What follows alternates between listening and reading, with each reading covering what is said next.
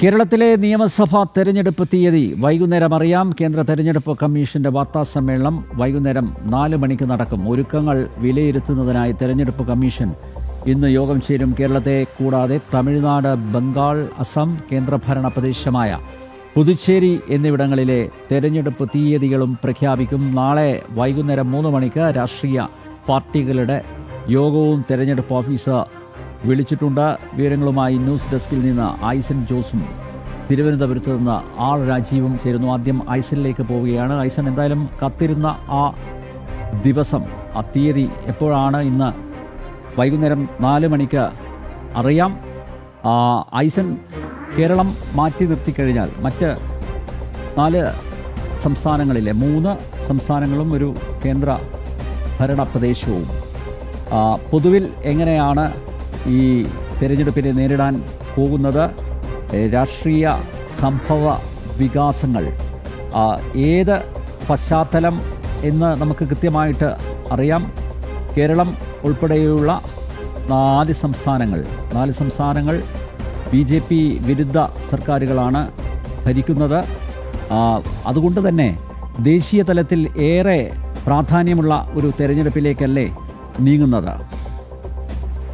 തീർച്ചയായും അനിൽ നമ്പ്യാർ, ദേശീയ തലത്തിലേറെ പ്രാധാന്യമുള്ളൊരു തെരഞ്ഞെടുപ്പ് തന്നെയാണ് ഈ തെരഞ്ഞെടുപ്പ്. നമുക്ക് അറിയാവുന്നതാണ്, കഴിഞ്ഞ 2016-ലും 2021-ലും ഓരോ ലിറ്റ്മസ് ടെസ്റ്റുകളായി മാറിയ തെരഞ്ഞെടുപ്പുകളാണ്. എങ്ങനെയാണ് ഭാരത രാഷ്ട്രീയം മൂവ് ചെയ്യുന്നത്, അല്ലെങ്കിൽ ഭാരതത്തിൻ്റെ രാഷ്ട്രീയ ഒരു ചാലകശക്തി നിലനിൽക്കുന്നതെന്നൊക്കെ കൃത്യമായി മനസ്സിലാക്കാൻ സാധിക്കുന്ന തെരഞ്ഞെടുപ്പുകളാണ് ഈ 2 ഘട്ടങ്ങളിൽ 2016-ലും 2021-ലുമായി നടന്നത്. ഇനി 2026-ലേക്ക് ഇതേ സംസ്ഥാനങ്ങൾ തെരഞ്ഞെടുപ്പിലേക്ക് നീങ്ങുമ്പോൾ വ്യത്യസ്തമായ ചില രാഷ്ട്രീയ പശ്ചാത്തലങ്ങൾ കൂടി നമുക്ക് കാണാൻ സാധിക്കുന്നുണ്ട്. അത് നേരിട്ട് ഒരു സംഘർഷത്തിലാകുന്ന ആശയങ്ങളെന്ന് പറയുന്നത് വികസനോന്മുഖ രാഷ്ട്രീയവും അതുപോലെ തന്നെ അഴിമതിയുടെയും അതുപോലെ തന്നെ പ്രീണനത്തിൻ്റെയും രാഷ്ട്രീയവുമാണ്. ഈ 2 രാഷ്ട്രീയങ്ങൾ തമ്മിൽ നേരിട്ടൊരു സംഘർഷത്തിൽ ഏർപ്പെടുന്ന, അല്ലെങ്കിൽ നേരിട്ട് ആശയ സംഘർഷങ്ങളിൽ ഏർപ്പെടുന്ന ഒരു രീതിയിലേക്ക് പോകുന്ന ഒരു പശ്ചാത്തലമാണ് ഈ 5 സംസ്ഥാനങ്ങളിലെ തെരഞ്ഞെടുപ്പ് പരിശോധിക്കുമ്പോൾ നമുക്ക് കാണാൻ സാധിക്കുക. കേരളത്തെ മാറ്റി നിർത്തിയാൽ സ്വാഭാവികമായും തമിഴ്നാട്ടിലാണെങ്കിൽ തമിഴ്നാട്ടിൽ പലതവണ നമ്മൾ സൂചിപ്പിച്ചതുപോലെ ഇന്ത്യ മുന്നണിയുടെ ഭാഗമായി DMK ഉണ്ട്, AIDMKയും BJPയുടെ ഈ സഖ്യമുണ്ട്. ഈ സഖ്യങ്ങളെല്ലാം തന്നെ ചേർന്ന് കൃത്യമായ ഒരു നീക്കങ്ങൾ അവിടെ നടത്തുന്നു. തമിഴ്നാട്ടിൽ നമുക്കറിയാവുന്നതാണ്, പല രീതിയിലുള്ള വികസന പ്രവർത്തനങ്ങൾ, വലിയ തോതിലുള്ള വികസന പ്രവർത്തനങ്ങൾ ഭാരത സർക്കാരിൻ്റെ ഭാഗത്തു നിന്നുണ്ടാകുന്നു. അത് റെയിൽവേ വികസനം, അതുപോലെ തന്നെ മറ്റു വിശാലമായ വികസന കാഴ്ചപ്പാടുകൾ, അത് വികസനത്തിൻ്റെ രംഗമാണെങ്കിൽ നടക്കുന്നു. അതുപോലെ തന്നെ സ്വാഭാവികമായും ഈ സനാതനധർമ്മ പരാമർശം, അത്തരത്തിലുള്ള പരാമർശങ്ങളെല്ലാം തന്നെ അതിരൂക്ഷമായ രീതിയിൽ ഹൈന്ദവ വിശ്വാസികൾക്കിടയിൽ ഒരു ആഘാതം സൃഷ്ടിച്ച ഒരു സാമൂഹ്യ മതപരമായ ഒരു പശ്ചാത്തലം നിലനിൽക്കുന്നു. ഈ സാഹചര്യങ്ങളെല്ലാം തന്നെ തെരഞ്ഞെടുപ്പിൽ അതിശക്തമായി സ്വാധീനിക്കുന്ന ഒരു പശ്ചാത്തലമായിരിക്കും തമിഴ്നാട്ടിൽ ഉണ്ടാവുക എന്ന കാര്യത്തിൽ തർക്കമില്ല.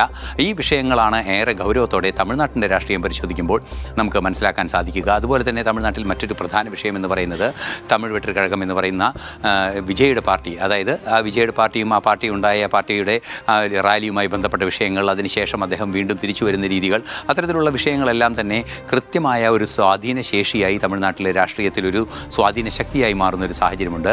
ഇനി ആസാമിലേക്ക് പോവുകയാണെങ്കിൽ ആസാമിലെ കാര്യമെന്ന് പറയുന്നത് BJP നേതൃത്വം നൽകുന്നൊരു സർക്കാരാണ് അവിടെയുള്ളത്. സ്വാഭാവികമായും ഹിമന്ത ബിശ്വ ശർമ്മയുടെ നേതൃത്വത്തിൽ നടക്കുന്ന ശക്തമായ ഒരു ഭരണ സംവിധാനം അവിടെയുണ്ട്.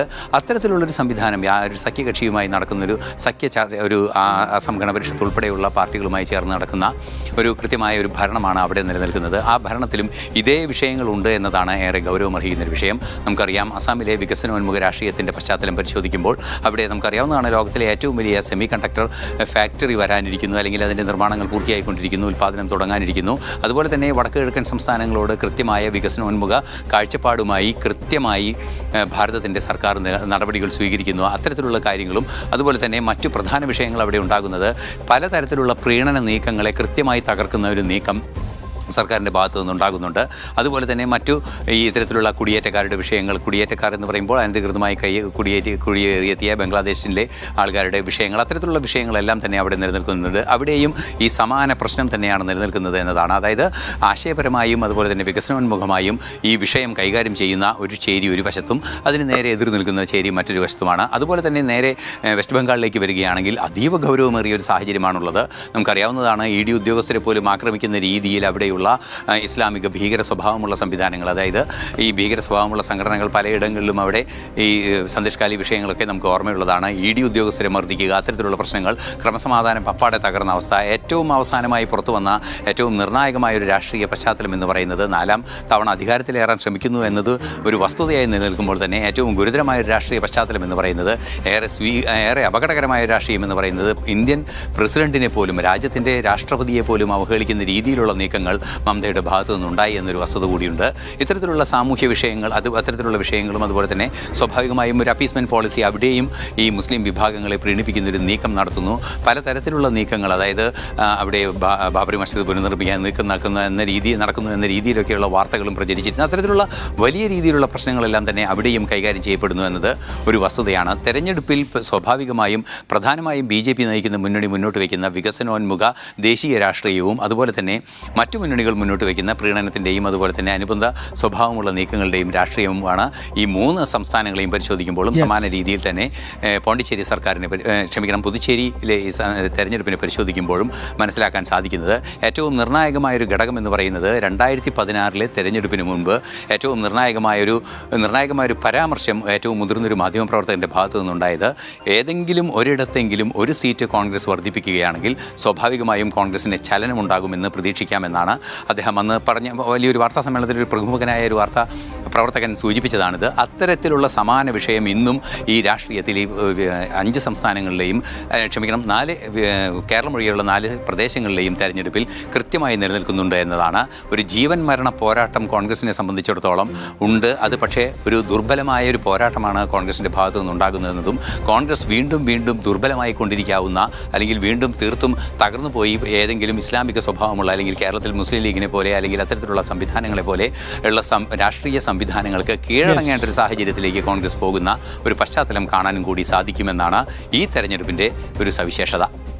കേന്ദ്ര സർക്കാർ അനുവർത്തിച്ചു പോരുന്ന വികസന നയങ്ങളെ അനുഭാവപൂർവം പരിഗണിക്കുമോ എന്നാണ് കാത്തിരുന്ന് കാണേണ്ടത്. എന്തായാലും നിയമസഭാ തെരഞ്ഞെടുപ്പുകൾക്കുള്ള കാഹളം മുഴങ്ങാൻ ഇനി ഏതാനും മണിക്കൂറുകൾ മാത്രം ശേഷിക്കുന്നു. കേരളത്തിലേക്ക് വരാം. രാജീവ്, കേരളത്തിൽ ഒറ്റഘട്ടമായിട്ട് തെരഞ്ഞെടുപ്പ് നടത്തുമെന്നാണ് അറിയാൻ സാധിക്കുന്നത്.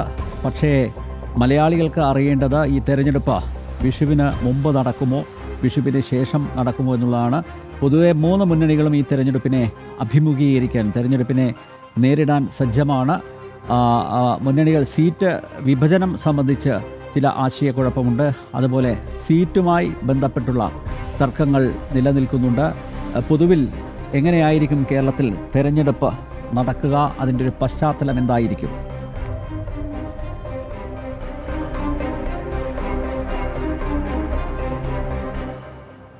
ഏതായാലും ഏപ്രിൽ അവസാനത്തോടു കൂടി തെരഞ്ഞെടുപ്പ് നടക്കാനുള്ള ഒരു സാധ്യതയാണ് നമുക്കിപ്പോൾ പറയാൻ കഴിയുന്നത്. ഏതായാലും അതിന് മണിക്കൂറുകൾ മാത്രം കാത്തിരുന്നാൽ മതി എന്നാണ് നിയമസഭാ തെരഞ്ഞെടുപ്പ് എന്ന് വളരെ വ്യക്തമായി തന്നെ അറിയാൻ കഴിയുക. അതിനുള്ളൊരു കാത്തിരിപ്പിൽ തന്നെയാണ് രാഷ്ട്രീയ പാർട്ടികൾ എന്ന കാര്യത്തിൽ സംശയമില്ല. ഇതിനകം തന്നെ CPM സംസ്ഥാന സെക്രട്ടറി തെരഞ്ഞെടുപ്പ് കമ്മീഷൻ്റെ വാർത്താ സമ്മേളനം കഴിഞ്ഞാലുടൻ തന്നെ മാധ്യമങ്ങളെ കാണും എന്ന് അറിയിച്ചിട്ടുണ്ട്. വൈകിട്ട് 5 മണിക്കാണ് CPM സംസ്ഥാന സെക്രട്ടറി വാർത്താ സമ്മേളനം വിളിച്ചിരിക്കുന്നത്. CPI സംസ്ഥാന സെക്രട്ടറി ബിനോയ് വിശ്വവും ഇന്ന് വാർത്താ സമ്മേളനം വിളിച്ചിട്ടുണ്ട്. അവരും ഇന്ന് അന്തിമ പട്ടിക പ്രഖ്യാപിക്കുമെന്നാണ് നമുക്ക് ലഭിച്ചിരിക്കുന്ന വിവരം. അതുപോലെ തന്നെ CPMൻ്റെ പട്ടികയും ഇന്ന് വരാനുള്ള സാധ്യതയുണ്ട്. അതായത് ഇനി തെരഞ്ഞെടുപ്പ് ഒരുക്കങ്ങളിലേക്ക് രാഷ്ട്രീയ പാർട്ടികൾ നീങ്ങുന്നു, തെരഞ്ഞെടുപ്പ് പ്രചാരണ ചൂടിലേക്ക് രാഷ്ട്രീയ പാർട്ടികൾ നീങ്ങുന്നു എന്നതാണ് ഏറ്റവും പ്രധാനപ്പെട്ട ഒരു കാര്യം. നാളെയും മറ്റന്നാളുമായി മറ്റ് രാഷ്ട്രീയ പാർട്ടികൾ കോൺഗ്രസിൻ്റെയും BJPയുടെയും ഉൾപ്പെടെയുള്ള സ്ഥാനാർത്ഥി പട്ടികയും പുറത്തു വരാനുള്ള സാധ്യത നിലനിൽക്കുന്നുണ്ട്. BJPയുടെ സ്ഥാനാർത്ഥി പട്ടിക ഒരുപക്ഷെ നാളെയോ അല്ലെങ്കിൽ മറ്റന്നാളോ പുറത്തു വരും എന്ന സൂചനകൾ ലഭിക്കുന്നു. ഏതായാലും വലിയ ആത്മവിശ്വാസത്തിൽ തന്നെയാണ് 3 മുന്നണികളും ഉള്ളത് എന്ന കാര്യത്തിൽ സംശയമില്ല. ഭരണ തുടർച്ച വീണ്ടും അതിലേക്ക് നീങ്ങും എന്ന് തന്നെയാണ് CPM പ്രതീക്ഷിക്കുന്നത്. അത്തരമൊരു ആത്മവിശ്വാസത്തിൽ CPM മുന്നോട്ട് പോകുന്നു.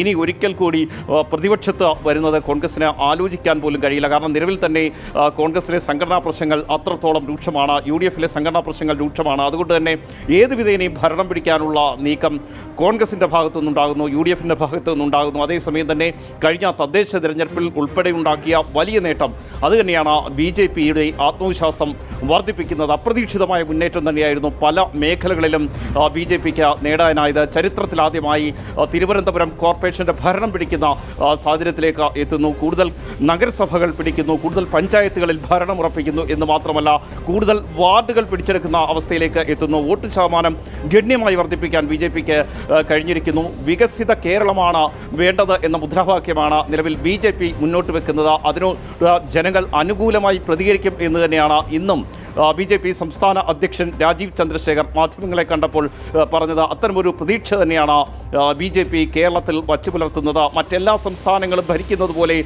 കേരളവും പിടിച്ചെടുക്കും എന്ന് തന്നെയാണ് BJP ഉറച്ചു വിശ്വസിക്കുന്നത്.